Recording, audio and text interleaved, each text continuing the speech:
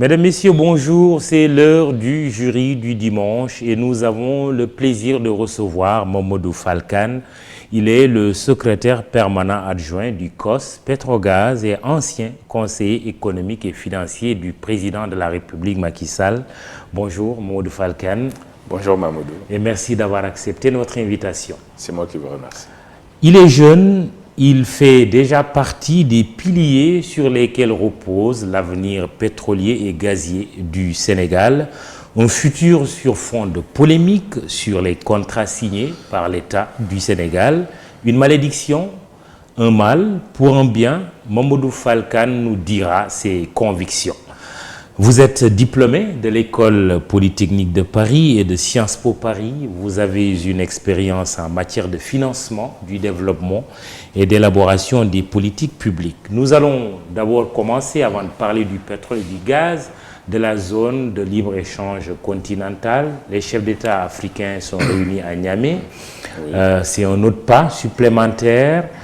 C'est un marché d'1,2 milliard de consommateurs, 250 milliards de dollars. Quels sont les avantages de cette zone de libre-échange économique? Merci Mamadou. Il faudra d'abord se féliciter de cette avancée dans l'édification d'une œuvre chantée par les premiers pères de l'indépendance africaine, je pense aux chantres comme Kwame Nkrumah, Léopold Sédar Senghor, Cheikh Anta Diop. Et il faut faire la translation entre ce grand pas avec le traité de Rome de 1957 qui a posé les bases d'un marché commun européen. Et si vous regardez de 1957 à maintenant, il y a eu beaucoup d'avancées en matière d'intégration économique, d'élargissement de la zone de libre-échange. Et donc, il faut savoir que c'est un grand pas. C'est très, très important que nos leaders politiques d'aujourd'hui aient pu mettre en œuvre ces grands rêves de nos pères fondateurs.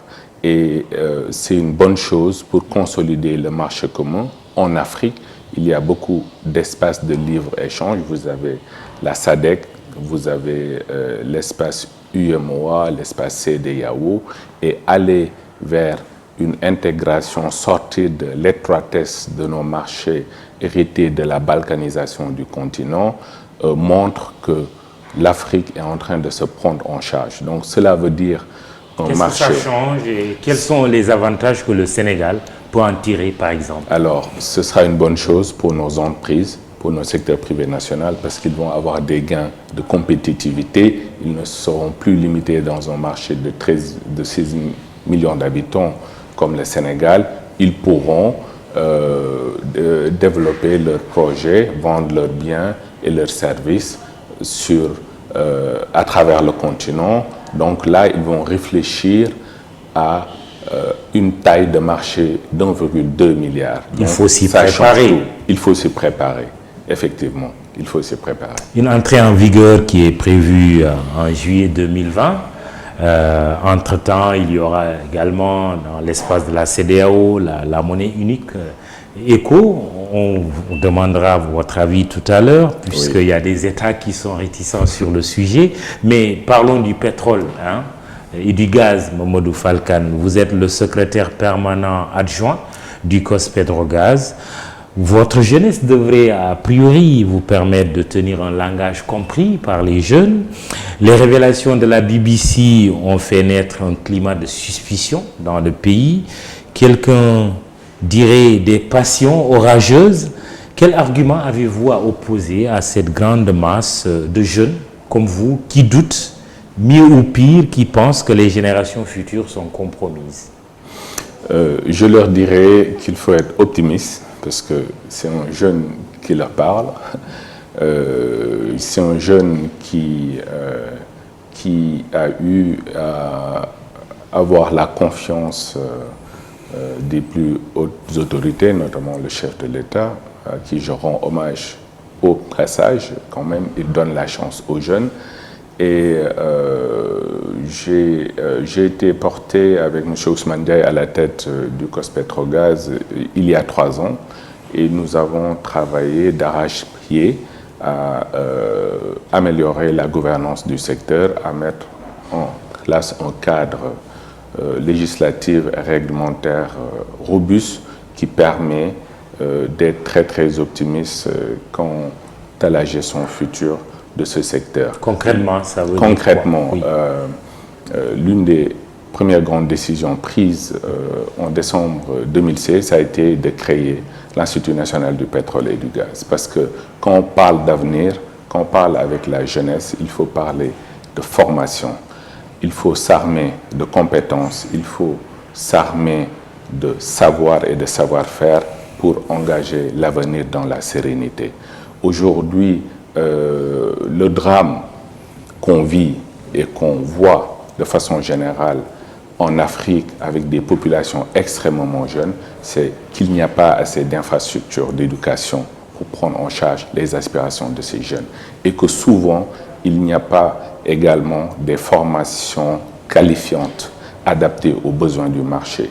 Oui. C'est ce que nous avons voulu faire en mettant en place l'Institut national du pétrole et du du gaz. Déjà en place. Il est déjà Est-ce qu'il en fonctionne? place. Il fonctionne. La première promotion. Les enseignements sont dispensés. Sont lancés, effectivement. La première promotion qui est composée de 22 jeunes, une formation d'ingénieurs a été lancée le mois d'octobre dernier. Ils sont en train de terminer et tous vont aller en stage. Il faut savoir que quand on lançait l'Institut, on a conçu un modèle différent de ce qu'on voit jusque-là, c'est-à-dire les modèles de l'université. Nous avons, avec l'industrie pétrolière et gazière, fait ce qu'on a appelé un need assessment, évaluation des besoins à moyen, court et long terme du secteur pour les emplois directs, pour les emplois indirects. Et cela nous permet de pouvoir recruter des cohortes de candidats qui trouveront du travail à leur sortie. Et cela doit être généralisé dans les autres secteurs. Donc voilà un exemple concret d'un changement de paradigme dans la prise en charge d'un secteur naissant. Et potentiellement, cela va créer combien d'emplois? Écoutez, vous savez, le secteur pétrolier en emploi direct ne fournit pas beaucoup d'emplois, mais c'est au niveau des emplois indirects et des emplois induits qu'on peut créer jusqu'à 100 000 emplois. Mais les besoins du Sénégal à horizon 2035 seront autour de 4 millions d'emplois. Donc ce n'est pas le secteur pétrolier qui va régler tous les problèmes. C'est pour cela d'ailleurs que le chef de l'État a pris la décision il y a 1 an lors des concertations nationales qui se sont tenues à Diamniadio le 12 juin de l'année dernière, d'adopter une loi sur la gestion des futurs revenus pétroliers. Et cette loi va permettre de faire une allocation optimale des recettes pétrolières et gazières. Ce secteur doit booster les autres secteurs, comme l'agriculture, l'industrialisation, créer une chaîne de valeur de l'utilisation du pétrole et du gaz, créer notre industrie en pétrochimie, créer des industries de transformation d'engrais. On a du phosphate, avec du gaz, on peut faire de l'engrais. Avec le gaz, on va baisser nos coûts de production d'électricité de 50%, ce qui rendra notre économie beaucoup plus compétitive. On pourra attirer beaucoup plus les investissements directs et étrangers. Juste un chiffre, de 2010 à 2017, les investissements directs étrangers entrant au Sénégal ont eu une progression de 10%. C'est passé de 271 millions de dollars à 534 millions de dollars. Tout cela a été possible grâce aux réformes engagées parce qu'en 5 ans, le Sénégal a gagné 38 places dans le classement Doing Business. En cela, ces 5 dernières années ont été marquées par un taux de croissance extrêmement dynamique et fort qui se situe en moyenne entre 6,6%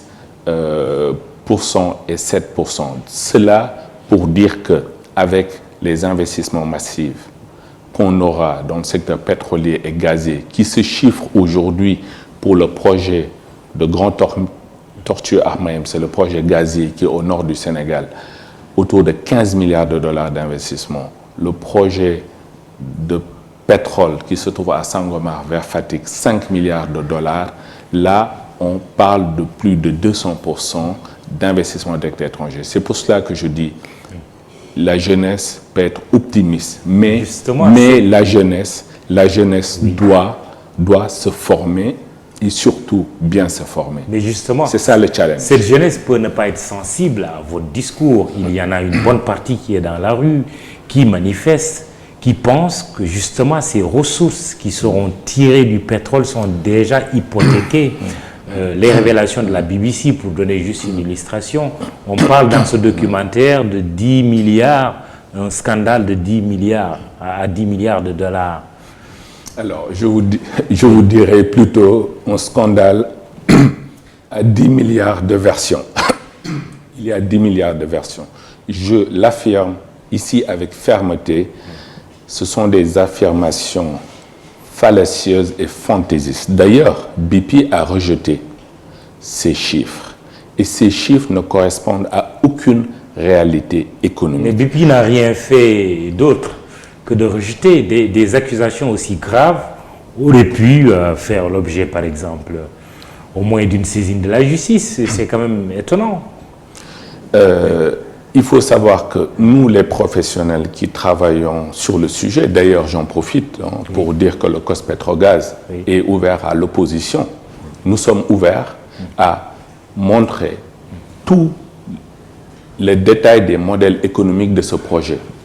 Et il est absolument impossible que BP puisse verser un pareil montant pour racheter des parts. Il faut savoir que dans l'industrie pétrolière... Combien a été versé alors ?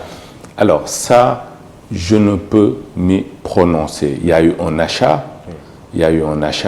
de parts qui ont fait l'objet de transactions, un rachat de 250 millions de dollars. Ça, je peux le dire. Ces actions ont été rachetées à hauteur de 250 millions de dollars et c'est public. Alors, les autres montants avancés sont impossibles. Pourquoi c'est impossible? Parce que vous avez un projet marginal, vous avez un projet en eau profonde. Il faut savoir que le Sénégal ne vit pas dans une économie fermée, une économie en autarcie. Le projet de GTA est en concurrence avec d'autres projets dans le monde. Aujourd'hui, il y a une surabondance du gaz naturel sur le marché mondial. Donc les prix sont déprimés. Les prix sont extrêmement déprimés. Et les coûts de production sont tellement élevés parce que là, on parle d'un gisement en ultra profond. C'est-à-dire que vous prenez la ville de Saint-Louis, on est à 120 km au large de Saint-Louis, à plus de 5000 mètres de profondeur sous la roche. Donc, les coûts qu'il faudra mettre pour sortir ce gaz de la roche, ensuite, les coûts liés à l'acheminement de ce gaz vers une plateforme de production, de liquéfaction. Il y a des coûts de liquéfaction parce que ça sort sous forme gazeuse. Il faudra le refroidir à moins 160 degrés pour que ça soit liquide, pour qu'on puisse le transporter. Parce que pendant longtemps, il faut savoir que le gaz n'avait pas de valeur. Et c'est parce que aujourd'hui, on a mis en point des technologies qui permettent de transporter le gaz. C'est pour ça qu'on parle de gaz naturel liquéfié. Et à cela s'ajoutent les coûts de transport. Donc, facilement, si vous prenez l'unité de mesure calorifique qui est le MMBTU, qui est indexé au dollar, aujourd'hui, pour que le gaz de tortue puisse être compétitif, on doit le vendre sur le marché international entre 6 et 8 dollars. Et aujourd'hui, il coûte sur le marché européen à 4 dollars. Comment, là où vous faites des marges très faibles de 1 à 2 dollars que vous partagez avec BP et Cosmos, qui sont les contractants qui mettent leurs moyens avec un taux de rentabilité interne de 6%, comment vous pouvez payer des montants équivalents à 10 milliards qui correspond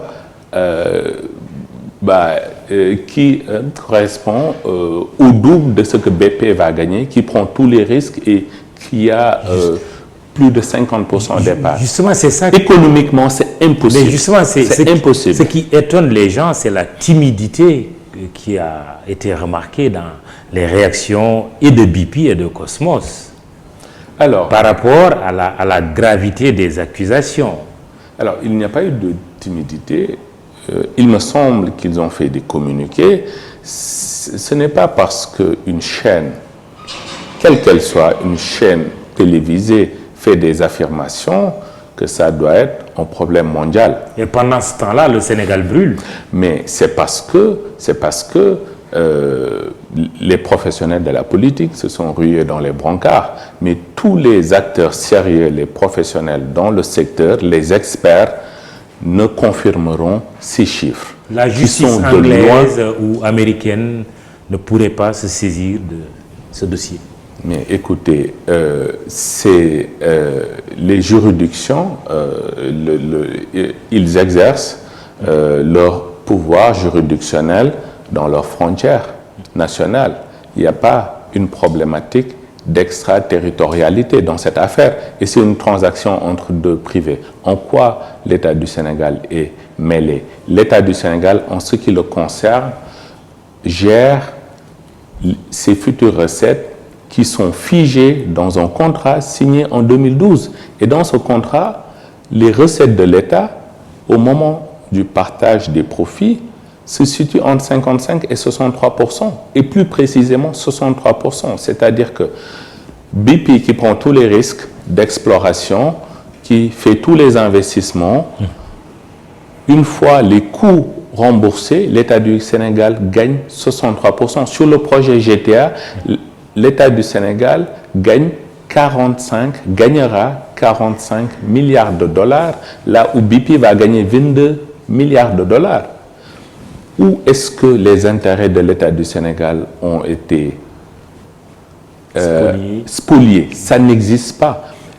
Je vous défie, interrogez, invitez n'importe quel spécialiste, il vous dira que les contrats se sont faits au détriment de l'État du Sénégal, ou bien l'avenir du Sénégal dans ces contrats a été hypothéqué. D'ailleurs, tous les contrats sont en ligne sur le site de l'ITIE depuis 2016. Jusqu'à présent, vous n'avez jamais vu un professionnel de la politique faire la démonstration dans les contrats que ça a été mal signé comparativement à d'autres contrats de pays qui ont les mêmes profils que le Sénégal. Très bien. On peut les inviter à cet exercice, oui. Il n'y a pas de souci.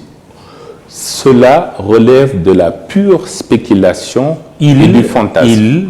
Puisque vous les nommez ainsi, réclame une renégociation des contrats. Est-ce que l'État du Sénégal l'envisage? Est-ce que vous, Cospetrogaz, vous le conseillerez, vous le recommanderez? Alors, quand on connaît la pratique dans l'industrie, cela relève de la méconnaissance néfaste du fonctionnement du secteur.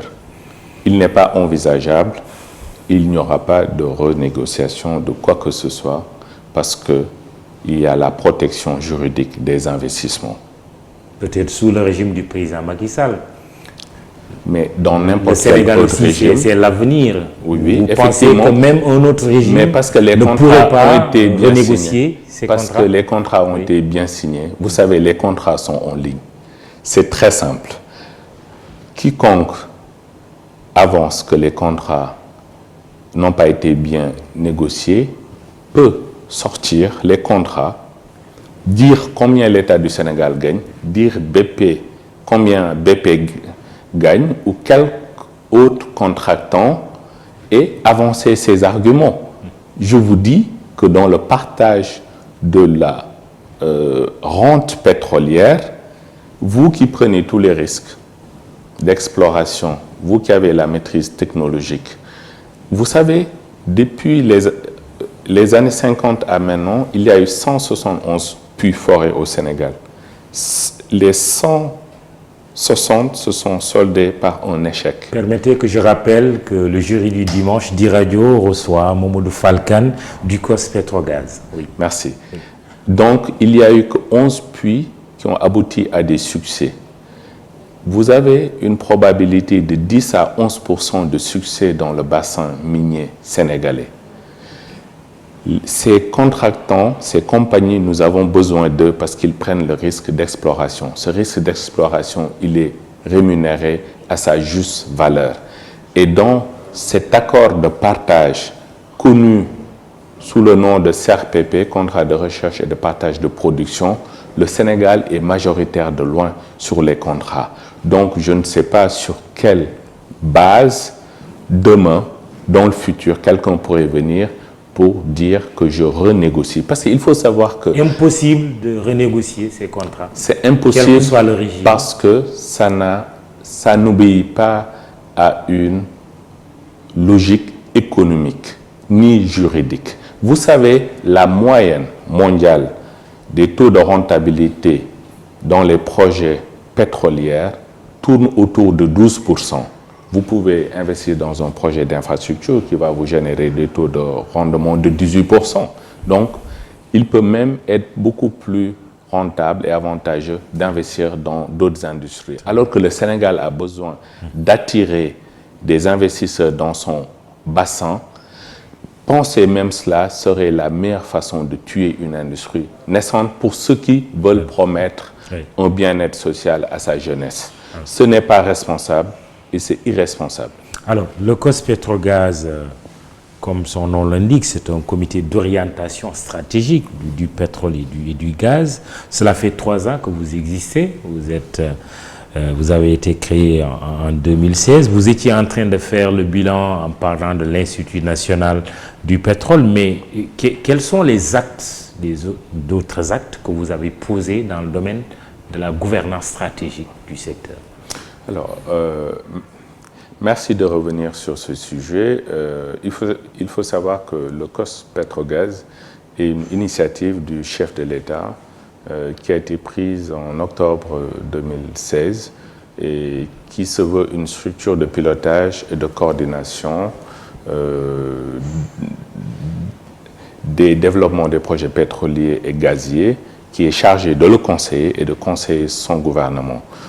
Donc nous avons la responsabilité de la définition, la supervision, l'évaluation et le contrôle de la mise en œuvre de la politique nationale en matière énergétique.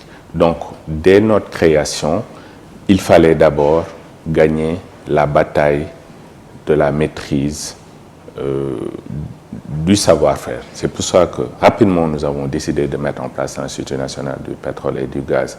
Également, nous avons fait beaucoup de missions depuis lors de benchmark dans des pays producteurs qui ont une expérience beaucoup plus forte que celle du Sénégal, dans les pays du Nord comme la Norvège ou dans les pays du Sud. On parle beaucoup de Écoutez, il n'y a pas un modèle parfait.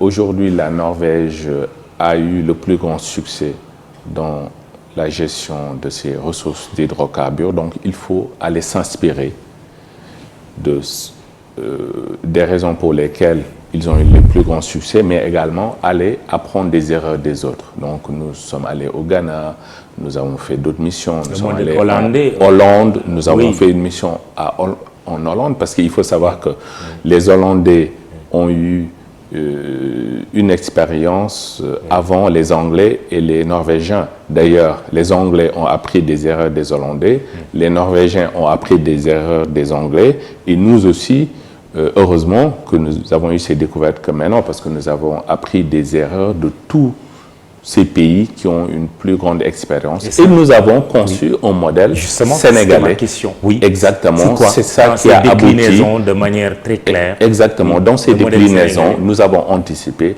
la gestion de ces futures ressources en prenant une loi qui va déterminer l'allocation des futures recettes. Qu'est-ce qui va aller dans le budget pour financer les besoins de rattrapage économique de notre pays?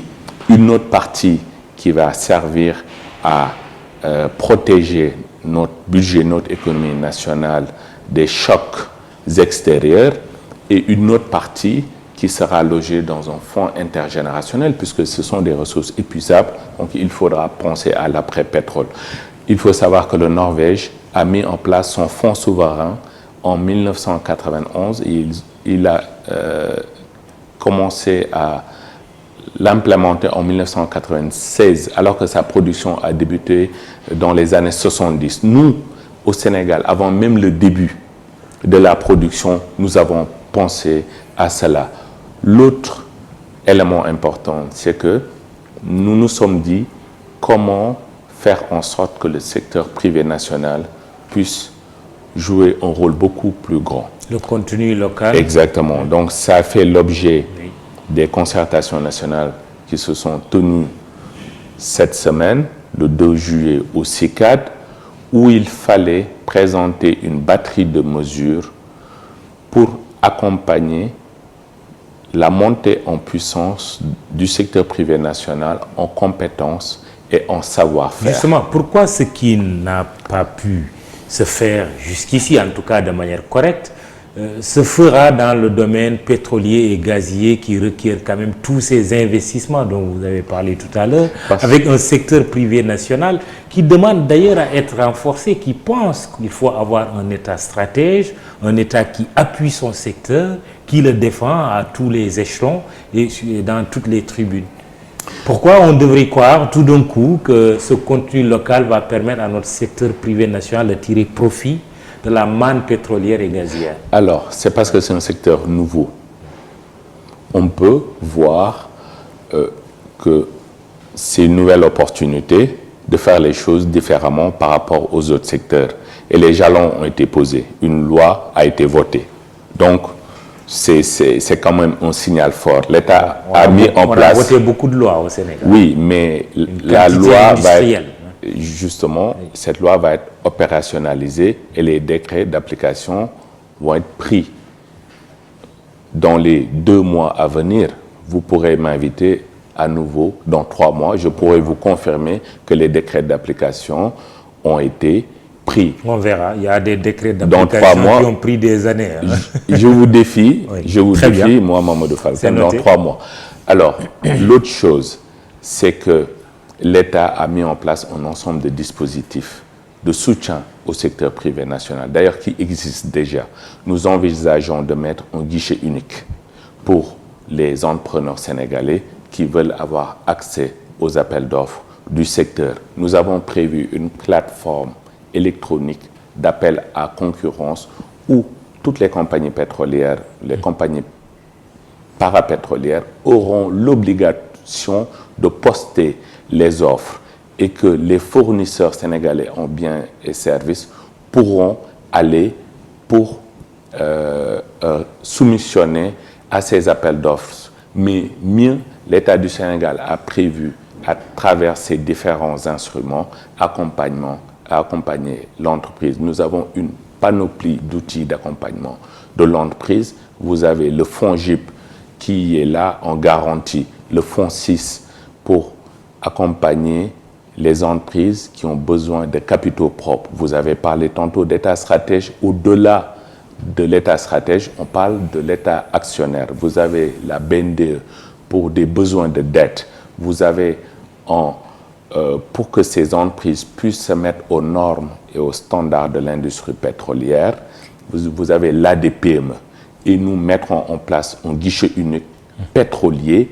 Et le dialogue est déjà engagé avec le secteur privé depuis plus d'1 année. Il y a un dialogue constant et fécond. D'ailleurs, le meilleur exemple, c'est le pool des assureurs. Grâce à ce dialogue avec le secteur privé, tous les assureurs du Sénégal se sont mis ensemble pour pouvoir capter une valeur des gains ou des produits d'assurance ou de réassurance qui est une obligation dans le secteur. Donc aujourd'hui, vous avez ce qu'on appelle le pool des assureurs. Tous les assureurs du Sénégal se sont mis ensemble et nous encourageons les autres entrepreneurs, selon leur secteur d'activité, de créer des synergies, de se mettre ensemble pour avoir la taille critique et les reins solides pour engager. Face à des géants. Exactement. Vous parlez de les assureurs. Vous parlez de Cosmos. Alors, c'est eux qui donnent les marchés. Total et d'autres. Exactement. C'est eux qui donnent. Qui vont venir aussi. C'est eux qui donnent les marchés. Les Russes, hein. Exactement. Oui. Mais il y a toujours des sous-traitants de ces pays qui ont l'habitude de travailler avec eux, qui vont venir pour capter ces parts de marché. Donc, les assureurs l'ont réussi et c'est un bel exemple. Dans les autres secteurs, dans les autres activités, ils peuvent le faire. Alors, quelques questions quand même de ceux qui nous suivent sur Facebook. Mohamed K, très rapidement, et Seydou Talmbaï. Mohamed K qui dit pourquoi le COS-Petrogaz ne communique pas assez sur les contrats pétroliers et gaziers. Est-ce que nos contrats pétroliers et gaziers sont bien négociés? Vous y avez répondu en partie. Et puis Seydou Talmbaï, avec le Sénégal devenu pays pétrolier, où en est le projet d'augmentation des capacités de la Société africaine de raffinage? Pouvez-vous revenir sur ce qui est véritablement le contenu local qui est essentiel pour l'économie du pays? C'est sa question. Bon, contenu local, puisque nous étions dessus, et puis on parlera de la SAR. Donc, sur le contenu local, vous avez cet ensemble d'instruments qui accompagnent le secteur privé. Alors, la nouveauté et l'innovation pour le modèle sénégalais de contenu local, c'est que nous avons défini 3 régimes. Il y a un régime exclusif réservé aux entrepreneurs sénégalais, c'est-à-dire le capital doit être composé de plus de 51% par des Sénégalais et ce sont des activités qui seront réservées uniquement au secteur privé. Alors là, l'État encadre ces activités-là. L'État leur réserve des activités, ce qui est une innovation. L'autre régime, c'est le régime mixte, là où nos entrepreneurs n'ont pas toute la maîtrise du savoir-faire, n'ont pas la capacité technologique, ils peuvent aller en partenariat, en joint venture avec des sociétés de services qui ont l'habitude de travailler dans le secteur pour soumissionner à ces appels d'offres et gagner ensemble. Il y a un autre régime qui n'est pas exclusif, donc il est non exclusif, il n'est pas protégé parce que nous considérons que les capacités n'existent pas. C'est par exemple la fabrication d'un bateau de production de pétrole. Ce serait très compliqué d'envisager la construction de ces navires. Peut-être un jour le Sénégal y arrivera. Donc nous avons pris le pari d'une approche graduée de bâtir des capacités locales. L'objectif de fournir des biens et services locaux à horizon 2030 est de 50%. C'est un grand défi à relever grâce à cet accompagnement de l'État pour la montée en puissance des capacités locales. Nous sommes optimistes de pouvoir atteindre cet objectif-là. Alors, pour la SAR, je dirais à M. Mbaye... Il y a eu un projet, un moment même, de faire disparaître la SAR. Heureusement que ça n'a pas été fait. Donc, aujourd'hui, je pense que le chef de l'État a été avisé de garder la SAR. Vous savez, la SAR a été créée dans les années 60, alors que le Sénégal n'avait pas fait de découverte commerciale. Donc, les capacités de production de la SAR aujourd'hui, ces capacités de raffinage, couvrent la moitié du marché national. Le marché national est estimé à 2,5 millions de tonnes, donc la SAR produit autour de 1,2 million de tonnes, soit l'équivalent de 27 000 barils jour. Aujourd'hui, avant même le début de la production, la SAR a entrepris une opération de revamping, ce qu'on appelle revamping dans le jargon du raffinage, c'est l'augmentation de ses capacités de production de 30% et l'adaptation de son outil de production. Donc aujourd'hui, la SAR pourra passer à une production de 1,2 million de tonnes à 1,5 million de tonnes à partir de 2022. L'année avec l'actionnariat actuel. Oui. l'année à laquelle le premier baril sera mis sur le marché. C'est 100 000 barils jour de production qui est attendu. Déjà, la SAR peut capter, avec ses capacités actuelles, 27 000 barils. Avec son opération d'augmentation de capacité, la SAR pourra traiter en 35 000 barils et 40 000 barils jour. Donc, cela veut dire quoi? Cela veut dire capter une partie de la valeur ajoutée de l'exploitation de ces richesses. Et d'ailleurs, c'est ce qui est envisagé dans ce que nous allons commencer et que nous avons déjà commencé, c'est-à-dire nous allons élaborer un document, un programme, un document de stratégie pour l'utilisation du pétrole et du gaz. Parce que vous savez, il y a beaucoup de dérivés du pétrole et du gaz. Et ça nous aidera à relancer l'industrialisation du Sénégal. Si vous avez des coûts d'électricité faibles en gaz, on peut relancer les projets de fer du Falémé. On peut bâtir une dorsale industrielle d'est en ouest.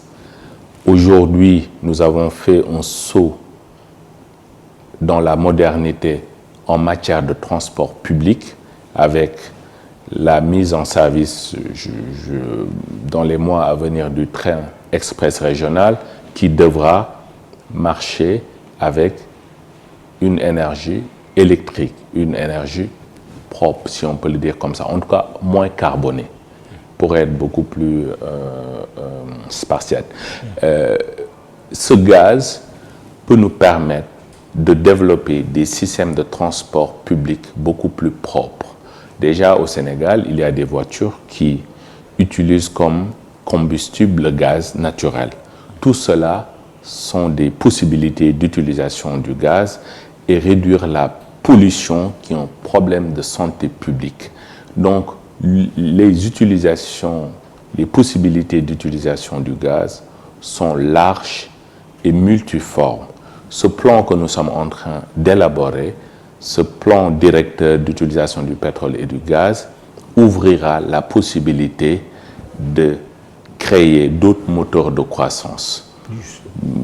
Même en ce qui concerne les engrais. Par exemple, si vous prenez les normes d'utilisation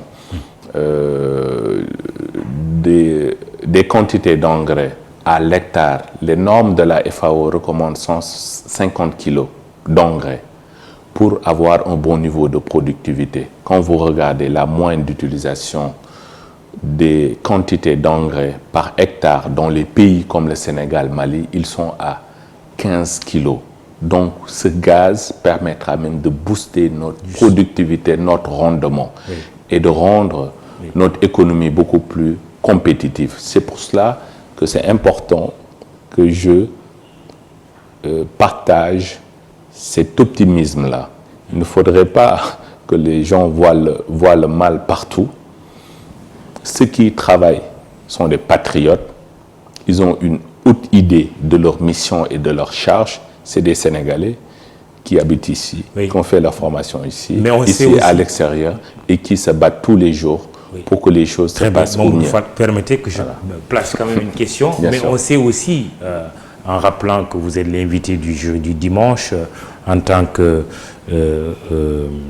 secrétaire permanent adjoint du COS Pétrogaz, c'est un secteur qui est fortement corruptogène. Quels sont les garde-fous qui sont mis en place aujourd'hui, justement, à côté de la compétence, pour également que la transparence, que cette gouvernance vertueuse dont on parle soit également assise? Alors, c'est une bonne question parce que avant même les premières découvertes, en 2013, le président de la République a pris l'initiative de faire adhérer le Sénégal à l'ITIE. C'est l'industrie de transparence des industries extractives qui oblige les États adhérents à publier non seulement tous les contrats, et à publier tous les paiements effectués par les contractants à l'État du Sénégal, à publier tous les versements liés aux permis octroyés. toutes ces informations sont publiques. Donc il y a une forte aussi volonté. Les personnes propriétaires, Les personnes physiques ou morales. propriétaires, effectivement. Et en plus de cela, le nouveau code pétrolier, aujourd'hui, parce que nous avons changé de statut, nous étions un pays qui faisait partie de ce qu'on appelle les bassins frontières, donc il fallait développer une politique d'attractivité. Je vous l'ai dit tantôt, les taux de succès, les probabilités de succès étaient autour de 10%. Maintenant, nous rentrons dans ce qu'on appelle les bassins émergents. Il y a après des bassins matures, comme le Nigeria, il y a d'autres bassins qui se régénèrent. Donc, c'est une industrie naissante. Donc, aujourd'hui, dans le nouveau code pétrolier, tous les octrois de licences se feront par appel d'offres. Cela garantit la transparence en amont dans l'octroi des permis, dans le cadre du processus transactionnel, puisque l'ITIE va répertorier tous les paiements et versements effectués. En aval, la part qui revient à l'État, à Petrosen, sera comptabilisée dans le budget national dans son intégralité avant son dispatching. Donc c'est pour cela que la loi a été votée et la volonté, c'est vraiment d'avoir un secteur transparent. Il y a une volonté politique extrêmement forte, irréversible. Et le COS-Petrogaz aussi, bon, on parle de son Participe ouverture. à cela. Oui, mais on Participe parle de à son cela. ouverture à l'opposition, mais rien n'a encore fait. Écoutez, Le président en a parlé l'autre jour, mais ce n'est pas encore effectif. alors, Qu'est-ce qui coince? rien Qu'est-ce qui ne bloque? coince, Oui. rien ne coince. La décision a été prise. Oui. Maintenant, il faut le matérialiser. On verra dans quelle mesure l'opposition représentative participera aux travaux du COS-Petrogaz, y compris la société civile. Vous savez, il y a une kyrielle de partis politiques. En concertation avec le ministre de l'Intérieur, qui a la tutelle des partis politiques, ils vont s'organiser pour, on va voir avec eux, quelles seront les modalités de représentation de l'opposition et de la société civile. C'est sûr qu'il y aura également, ça leur confère des droits, mais également des obligations, comme des obligations, il faudra envisager une charte d'éthique et de déontologie, comme dans toute entreprise, que ce soit privée, publique, quand vous travaillez pour un organisme public et privé, il y a des chartes de déontologie et d'éthique, parce que c'est des questions d'intérêt national, c'est des questions de souveraineté, c'est des questions qui doivent dépasser les clivages politiques et partisans.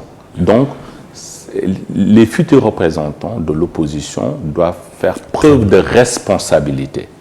Et c'est à cela qu'on les invite à nous rejoindre dans nos travaux.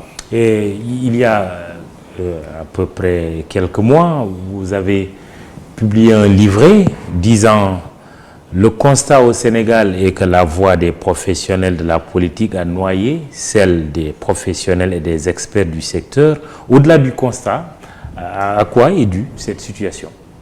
Et comment vous y remédiez? Vous savez,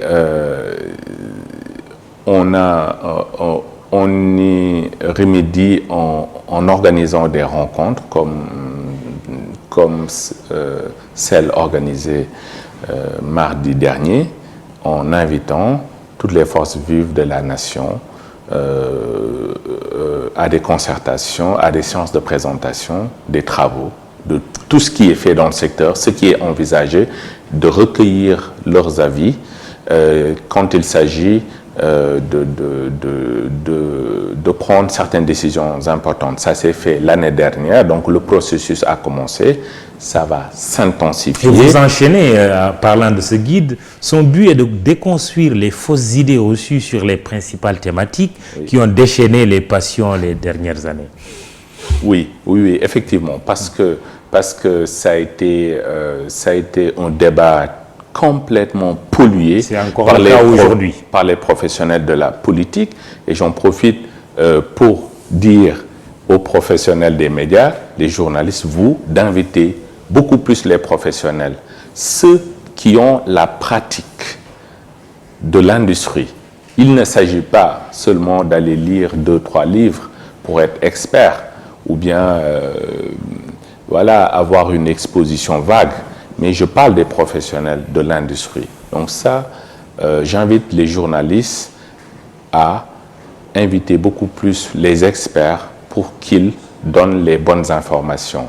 Parce que l'objectif des professionnels de la politique n'est pas le même que les professionnels qui veulent que les projets sortent de terre. Parce que les ressources sont enfouies dans la roche depuis des millions d'années.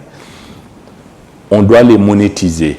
Aujourd'hui, la valeur du pétrole aujourd'hui peut complètement être différente dans 40 ans, 50 ans. Il y a un ministre saoudien du pétrole qui disait c'est pas parce qu'il n'y avait plus de pierre sur la terre que l'âge de pierre a été dépassé. Et on peut arriver à ce niveau.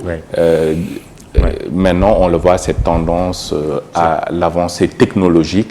Donc, c'est pour vous dire que ces ressources, nous devons les monétiser pour financer notre développement, investir dans les infrastructures. Ça aussi, c'est pour les générations futures. Il nous reste 5 minutes, on va courir même très rapidement. Mamadou Falkan du COS-Petrogaz. D'abord, je me mets à la place du paysan de Bokidiawe, mon village, ou du pêcheur de Guet-Ndar,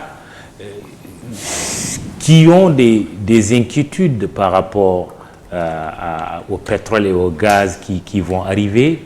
Est-ce que cela ne va pas sonner le glas de l'agriculture, de la pêche? Il y a des inquiétudes dans ce domaine. Parce que vous avez parlé du modèle hollandais tout à l'heure, qui est même peut-être un contre-modèle. Là où il y a des modèles beaucoup plus, peut-être, qui vous ont plus inspiré, le risque de délaisser les autres secteurs de la vie, comme l'agriculture, comme la pêche. Alors, ça, le plan Sénégal émergent règle ce problème, puisque le plan Sénégal émergent œuvre pour la diversification de nos moteurs de croissance. Et l'utilisation de ces ressources en partie, c'est pour ça que nous avons voté cette loi, nous allons utiliser une bonne partie des recettes pour intensifier les investissements dans l'agriculture. Au contraire, l'agriculteur de Bokidiawe ou de Salemata ou de Malem Hodar doit plutôt accueillir cette nouvelle industrie comme une aubaine, puisque les futures recettes donneront plus de moyens à l'État pour financer les moyens aux paysans pour améliorer ses conditions de vie et ses conditions de travail. Le pêcheur également, parce qu'on parle de problématiques de pollution, mais aujourd'hui, il y a des réglementations extrêmement strictes qui interdisent des rejets sous forme gazeuse ou sous forme liquide dans l'océan.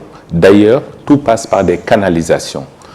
Il n'y a pas de risque de pollution en mer, il n'y a pas du tout de risque de pollution. Toutes les dispositions seront prises par l'État du Sénégal, puisque l'État est signataire de traités de conventions internationales de protection de l'environnement marin, à cela renforcé par les dispositifs de surveillance des opérations en mer que nous avons adoptés. Et les compagnies pétrolières également sont très très engagées à la protection de l'environnement marin. Vous savez, malheureusement, il y a des idées déformées qui datent des années 60-70. L'industrie a beaucoup évolué.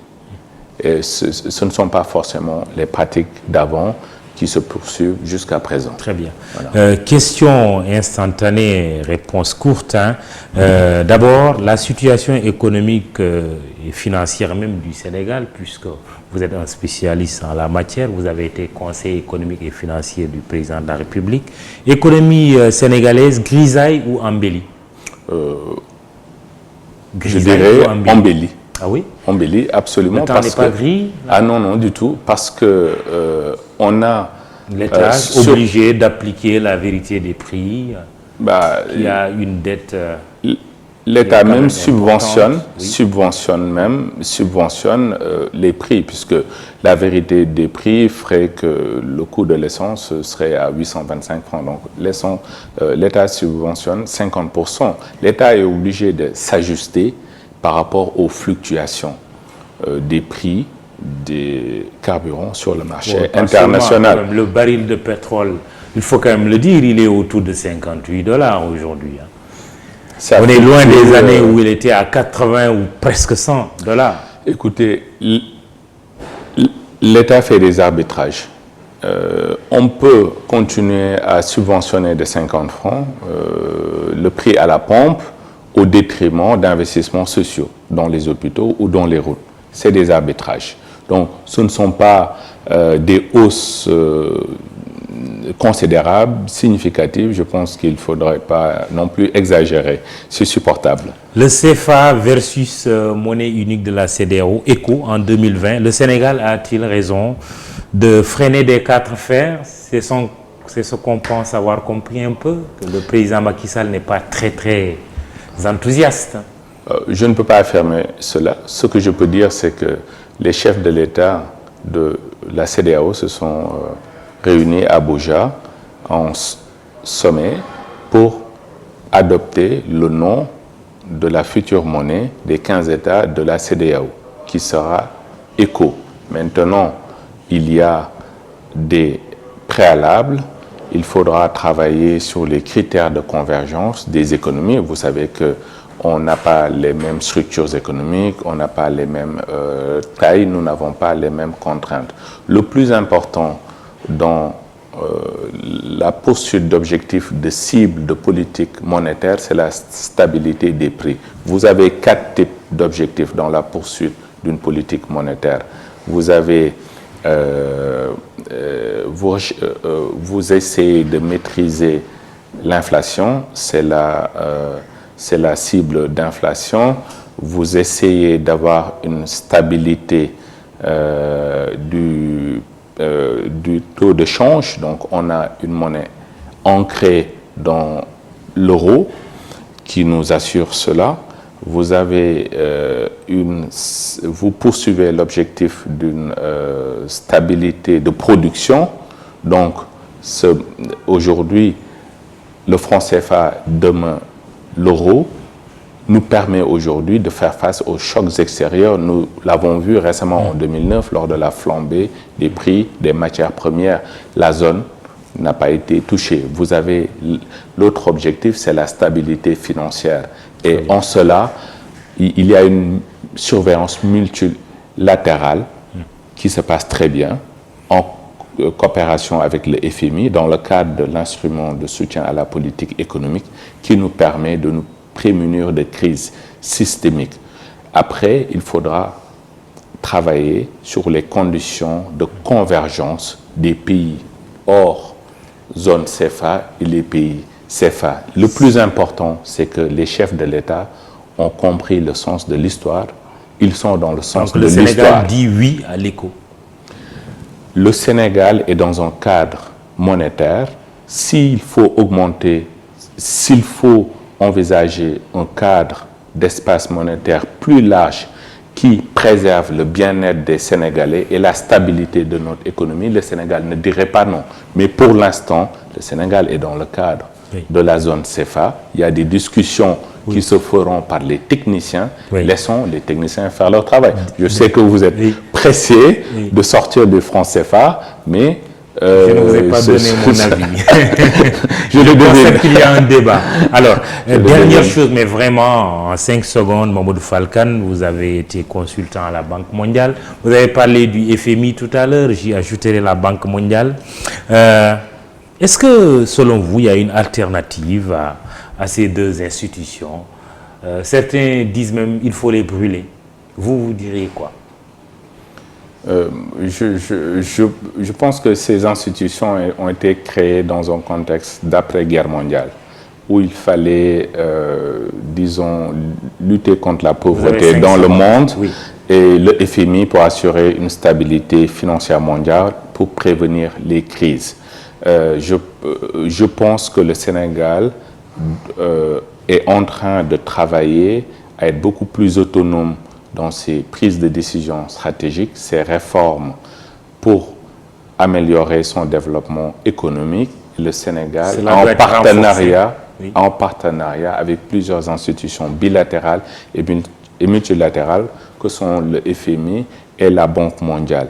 C'est la responsabilité de nos leaders d'œuvrer à beaucoup plus d'autonomie. Certains n'hésitent pas à dire qu'il y a un retour aux politiques d'ajustement. Ah non, du tout. Du tout. Quand on parle de politique d'ajustement, il faut 4 facteurs. Il faut une croissance économique à long terme extrêmement faible et erratique, un déséquilibre interne marqué par une inflation forte ou bien un déficit budgétaire élevé, contrainte, un déséquilibre externe, taux de change et un endettement insoutenable. Jamais dans les 20 dernières années, le Sénégal n'a eu des indicateurs aussi meilleurs. On est passé de 2011 en déficit budgétaire de 6,7%, cette année 2019 à 3%. Je vous donne des chiffres, et ça c'est des faits, c'est vérifiable. Notre taux d'endettement est autour de 51%, alors que la norme communautaire UEMOA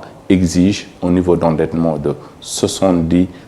On est à un niveau d'inflation de 1,5%, inférieur à 3%. Les indicateurs sont au vert, ils se portent bien, il n'y a pas raison de s'alarmer, il ne faut pas non plus céder le flanc aux oiseaux de mauvais augure. Le Sénégal se porte bien, il faut être confiant pour l'avenir.